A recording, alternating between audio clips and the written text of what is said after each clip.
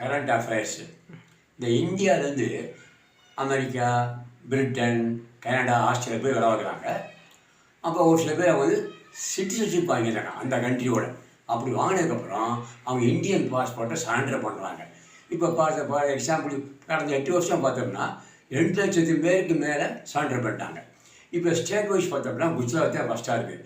குஜராத்தில் 435 பேர் வந்து இந்தியன் பாஸ்போர்ட்டை சரண்டர் பண்ணிட்டாங்க.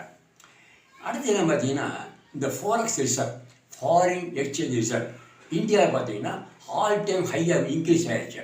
657.16 பில்லியன் டாலராக இப்போ இருக்குது. அடுத்து எக்கனாமிக் க்ரோத்து, IMF, இந்த federation of Indian chamber of commerce and industry இவங்க என்ன சொல்கிறாங்கன்னா, இந்தியாவோட எக்கனாமிக் க்ரோத் வந்து 2024-25 7% மாறும், ரீச் ஆகும் அப்படின்னு அவங்க சொல்கிறாங்க.